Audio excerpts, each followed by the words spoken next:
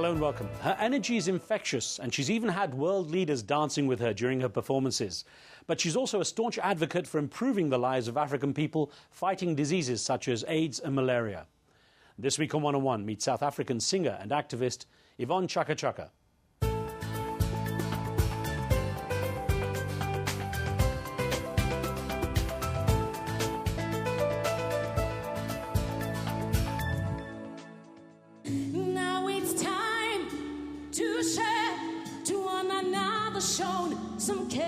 She takes a vibrant sound and energy across the world with her, not only to keep the continent's music alive, but as a way to highlight the need for greater action to help Africans coping with the challenge of AIDS and malaria, among other things. The product of a very tough and impoverished childhood in the Soweto township outside Johannesburg, Yvonne Chaka could never have imagined that she would not only witness the downfall of the cruel apartheid system, separating black and white people, but would go on to become one of the country's biggest stars. You can sing one song. Do you want me to sing you one song? Yes. Which one? Any. Iwe neni gatingoba neinyika gandara koraka sibirira. Her energy and talent has prompted international stars such as Bono and Annie Lennox to call on her for collaborations. But beyond the huge musical success, she's still dedicated to making sure she's making a difference for less privileged people.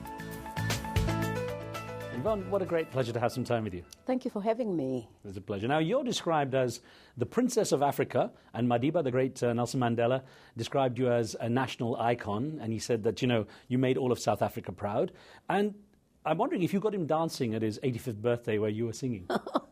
Well, Reese, I'm known to break protocol. I've been very lucky to perform for kings and queens and still go back to the people that I love most, which is people from the outskirts, people from rural areas, people from informal settlements. But I've made Madiba dance, I've made Bishop Tutu dance, I've even made Bill Clinton to dance as well. So for me, it's just breaking protocol and saying, these are human beings just like me and you. Now, of course, Mama Africa, the late Miriam Makeba, called you her baby. And Hugh Masekela, another legend from South Africa, said you were his mad niece. And then you've got all these others saying you're essential listening. You were voted the most credible celebrity in South Africa. All these things, I mean, it's a lot of pressure on you, isn't it? It is. It's lots of pressure because, growing up in Soweto, during apartheid, and, having a father who died when I was 11 and mom being a domestic worker, I must say, as a young child in Soweto, you never saw the light at the end of the tunnel because you didn't know if you will wake up in the morning, your house will be bombed, you'll be shot or anything. And living in town, because my mother worked as a domestic worker, because the then government had taken the house from her because she was a single woman, so she was not allowed to own a home. So they took the house, which was our home, from her because she was a single mother, and we lived with the white people in a small backyard room. And it was very difficult. But, as I grew up, at the back of my mind, I've always wanted to be somebody. I've always wanted to be something. I've always wanted to air my views. Even when my mother would take Louise and Vivian to school, this were the white children she worked for, I would fight and say, I want to go with Louise and David and to school. And the madam, the woman my mother worked for, used to say, but Yvonne, you can't. And I would ask all these questions. Why not? Is it because I'm black? Is it because my mother worked for you? Why don't you pay for my school fees? And she used to call me a little rebel. And, even today, I still see her, and my children call her your white mother, Mom. Every time she calls to say hello or ask things, my kids will say, Mom, your white mom. So I know it's Pat calling. But, I've always wanted to ask questions. I've always wanted to know, why is the color of my skin, why should it deter me from wanting me to be what I want to be, to live wherever I wanted, to go to school with white children. But, apartheid, and that's it. I'm going to ask you more about that in a moment, but let me ask you about the name. I mean, you have to be a star when you have a name like Chaka. What's the origins of that? My name is Yvonne Machaka.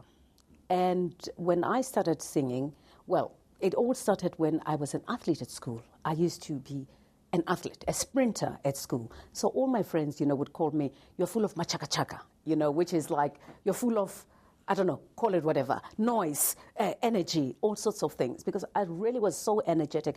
I think because, I grew up with my two elder sisters and not having a father and being a tomboy. When I grew up as a real tomboy, I liked fighting. I was a bully. I regret it now. I protected myself, from boys and people who wanted to harm me at that time. So all my friends would call me, you're full of my Chaka Chaka. Go into the room and go, yes, what's happening? And all those things. And, that was my nickname. So when I started singing, a guy who found me, Phil Hollis, said, so we've got a girl, you've sung, we did everything, we need a name. And I said, my name is Yvonne Machaka. He said to me, no, it won't work. I said, what are you talking about? This is my name. I'm not about to change my name. I'm not doing any of those things because I did not understand. He said, what's your nickname? Machaka doesn't sound good because I want you to be known internationally. I want white people to know you. I said, I've got nothing to do with all of those things.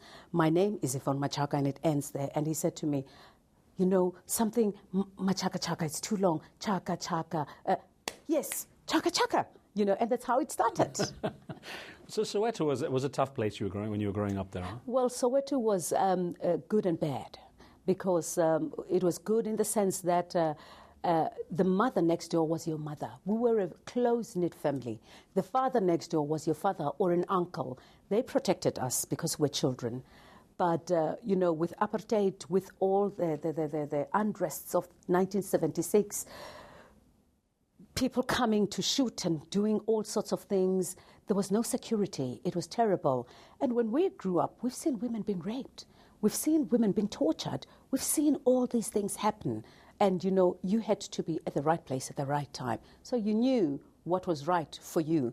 And a father next door would protect you. It's unlike now when you don't even know who to protect you with all these bad things that are happening, incest and torture and rapes and all those things. These are the things that are happening now. Tell me about your father, what you remember of him. You're only 11, as you said. I was 11 when my father died. All I know about my father was that he was a great singer. I think this is where I get the voice from. He loved singing.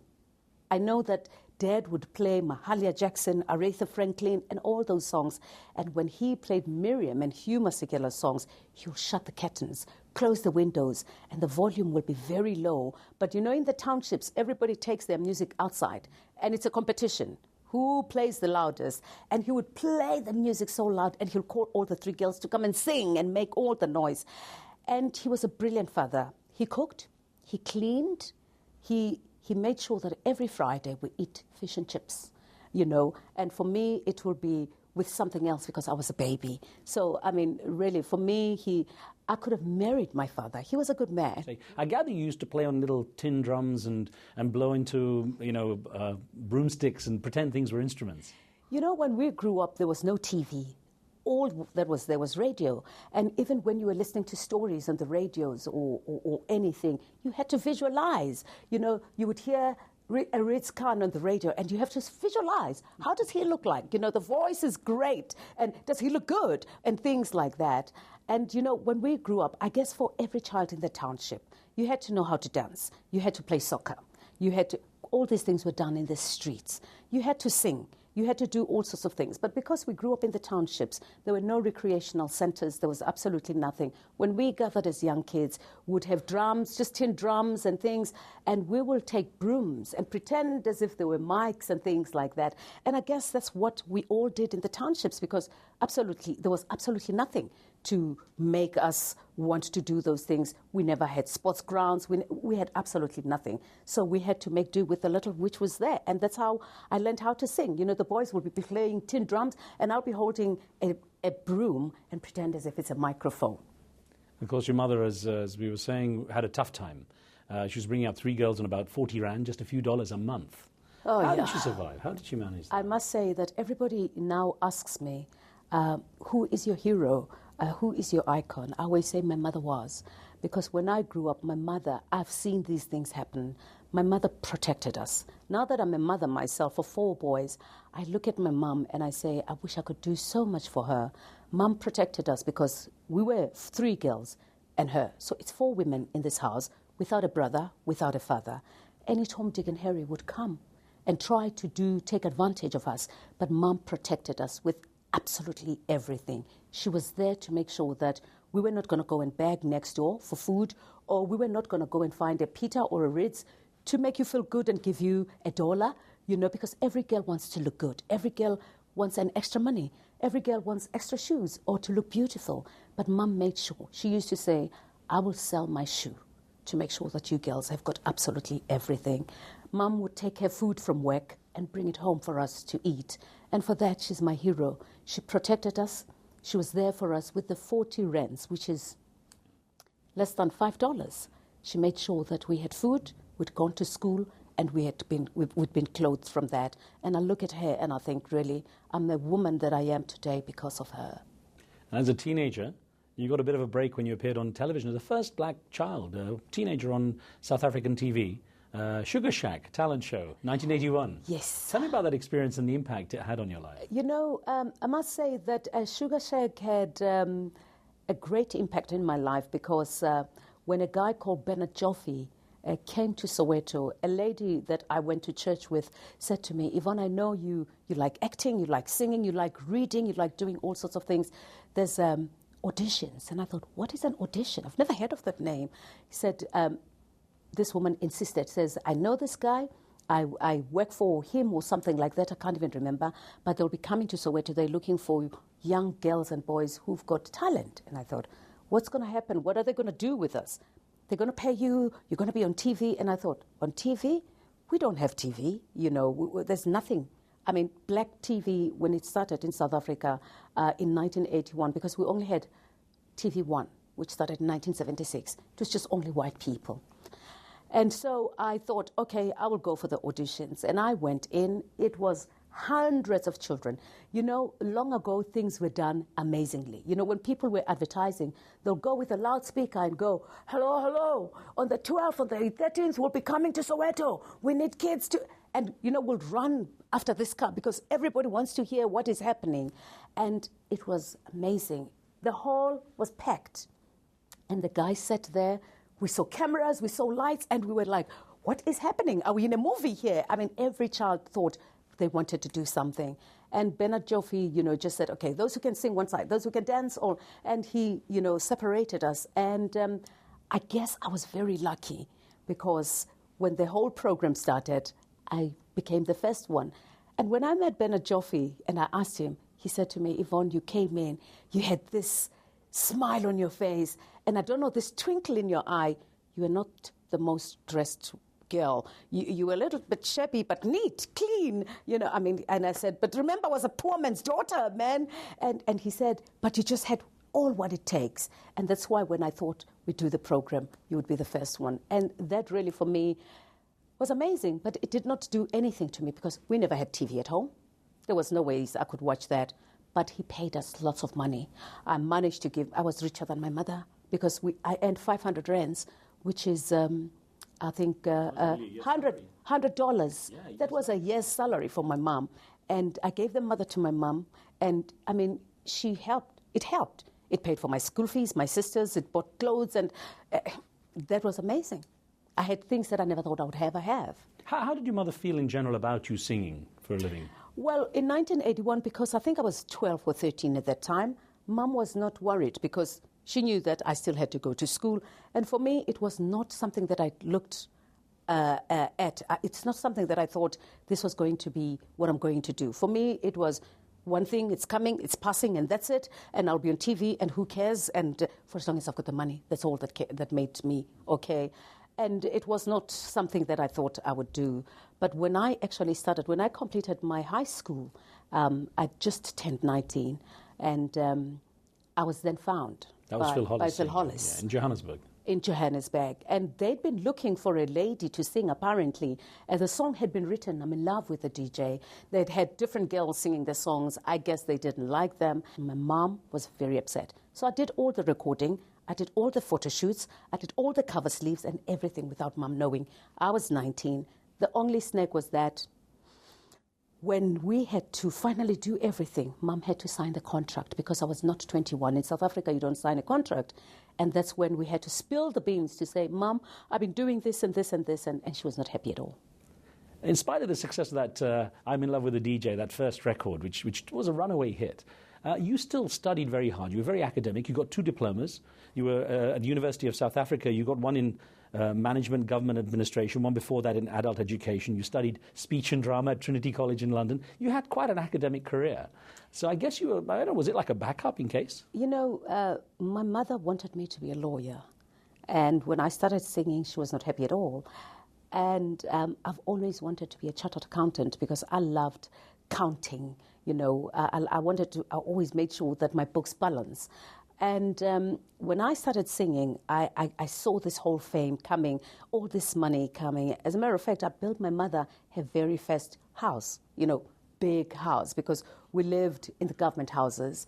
And I said to my mum, just to entice her and just say to her, I'm still your daughter, I'm not going to go astray, and I'll be what you want me to be.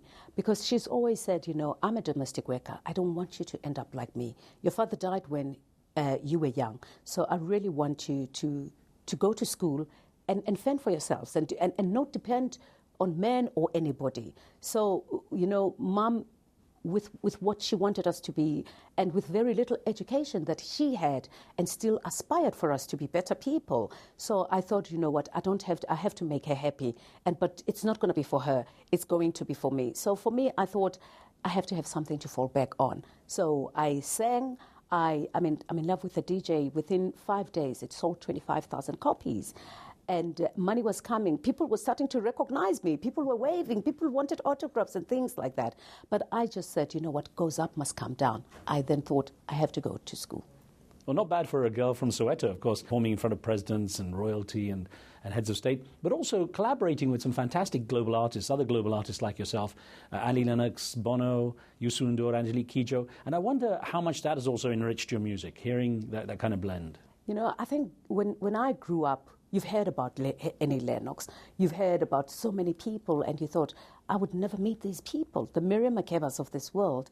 But, you know, when my doors opened, when I started performing, because for me this is how I would air my views. This is how I disseminated information out to the world and to the people. And when I met people like Annie Lennox, like Youssou N'Dour, like Angelique Kidjo, I mean, by the way, she's like a madcap. She's just she's amazing. Yeah. You know, when I go with her in Johannesburg and in Sandton, and she's like, is this South Africa? Is this Africa? You know, I mean, she's just an amazing, amazing lady. I really look up to her. Really, for me, it has made me a better person. It has made me understand other people's cultures and other people's music. Because, you know, for me, music, it's arts and culture. We're all different and yet so diverse, and yet we all speak in one voice, which is music. You know, it's amazing, Yvonne, you had such fantastic experiences and great success. But what do you consider to be the most defining moments in your life? What do you consider the most important times? You know, so many things, really. You know, performing for Madiba, meeting the Queen of England, and just meeting different people. But really, I think for me, because I know how is it like to sleep without food. But, you know, going back to my roots, going back to the ordinary people. It's when women are talking about dying, giving birth in this day and age, pregnant women dying from malaria, from AIDS, and all these things. Women have to walk 3-4 days just to go to a clinic. And when I go out there and see all these women tackling the bull by the horn and, you know, holding the knife on the sharp edge and saying, give us, empower us, educate us, equip us, we will do things for ourselves, and not sitting there and feeling sorry for themselves or asking. That, for me, is the real defining moment, because I say, these are unsung heroes. Have you managed to achieve what you wanted to through your role as a Goodwill Ambassador for the United Nations, Rollback Malaria and UNICEF? You know, the past 6 years working as UNICEF and Rollback Goodwill Ambassador, Rollback Malaria Goodwill Ambassador, it's been a long walk to freedom, really. I've seen faces and places. I've seen good and bad. You know, you go to other places where people are given these long-lasting nets, which they're supposed to be sleeping under them. They're taking them and go and use them for fishing. Yeah. You see these women going to places, and they go there, there's a shortage of medication, and they say, we're not going to come back here because we've been walking for days. And what happens? They end up dying at home. But with the education, the information, and just communicating to these women, changing their mindsets, I really think there's been so much impact, so much improvement, and I've seen change. I've seen women saying, You know, Yvonne, you came here last time, and now we're sleeping under the nets. We're educating other women here. Some of the women who are HIV positive, we make sure that they don't have malaria because they will die from that. Women who are HIV positive and living with TB, we make sure they get their medication. So really for me, I'm so fulfilled. I always say, you know I've done a little and there's still more to be done, but I have changed people's lives. I've done what I could, and really with the UN, with all the people who are collaborating, businesses, everybody, and governments, because nobody can do it on their own. We need to collaborate. We need to work together. But above all, I think it's important for our African governments to invest in their own people as well. Now, your boys are following you down that musical path. To what degree are you also making sure they have these values instilled? How are you able to make them realize? I mean, they've come from a much better situation than you were in. Oh, yeah. You know, my children really are very lucky because when they started schooling, they went to private schools. It's funny, they had white, Indian, colored friends. For them, color is not a problem. They, unlike us, who had the worst education. You know, I remember my son Mfumu, he was about 5. He's very frightened of dogs. He had gone to visit his white friend Mark. He'd been sleeping over there, and he really hates dogs. And he went to Mark's house, and little Mark with little Mfumu, the dog comes and Mfumu starts screaming, and Mark says, "No, Mfumu, don't scream. The dog won't bite you. It bites only black people." Oh. So Mfumu looks at himself. He thinks, "Oh, am I black? Am I not?" So he comes home. He's so happy. "Mom, Mark's dog didn't bite me. It only bites black people." I said, "Darling, you are black." He said, "No, but it didn't bite me." I said, "But really, you are black. So it probably was happy to see you. And so don't be frightened of dogs anymore. But you are black, and I want you to know that and respect that and be happy, you know, for who you are." But, you know, my children don't know color. They've grown up after we've had our freedom, and to them, black, white, and yellow are the same, because I think the grounds have been leveled for them by those people who really died for us to call South Africa home. You know, I always walk tall and say, I may be the citizen of the world, but first I am a proud South African because of people like Mandela, Oliver Tambo, Steve Biko, who really fought for us to have equal rights, to have equal education, even though we didn't have, but our children. So it makes me very proud because I call my country a rainbow nation, and it really is. You've seen so much, of course. You've seen the downfall of the apartheid era. You've achieved so much as a musician and so on. What's left on yours? I mean, you have a busy schedule anyway, but what's left on that tick list of things you want to do? You know, as I said, I've really tried to help and close the gaps here and there. There's still so much that needs to be done. People, as a South African, I can say we fought apartheid and we were able to transcend and be South Africans, all of us, without very little bloodshed. Some people really died, you know, and now I look back and I think there's people who have to walk hours to go and get medication. There's still people who don't have safe, clean drinking water and sanitation, houses. There's people who still live in shacks. That is not acceptable in this day and age, when the tools are there, when we are living in this whole global era. You know, we need people to invest. We need donors to bring in the money. We need the recipient countries to say, we've got this money, use it correctly, use it appropriately, use it to the people who need it the most. So for me, really, it's just working with different people, those who want to make people's lives better. Because if we can get our health and our education system, I think when people are healthy and when people are educated, really, then all countries can then start saying, we've got it right. How would you like to be remembered, Yvonne? What would you like your legacy to be? You know, I would love people to remember Yvonne just as a singer. You know, because I love singing. It's through my music that I've managed to meet all these people, that I've managed to be in the platform that I am today. Because if I was just an ordinary Yvonne, nobody would have known me. I would not have had an opportunity to do what I'm doing today. I would never had an opportunity to stand and talk to Ban Ki-moon and talk to President Mandela and still go down to those women and talk to them and bring their voices to the world. These women, for me, are the ones that make me want to live more, if I may. But really, I think my job is done. I think all I need now is to meet my Creator and say thank you for the life. Yvonne, thank you so much for your time. What a pleasure. Thank you for having me. Thank you. Thank you very much.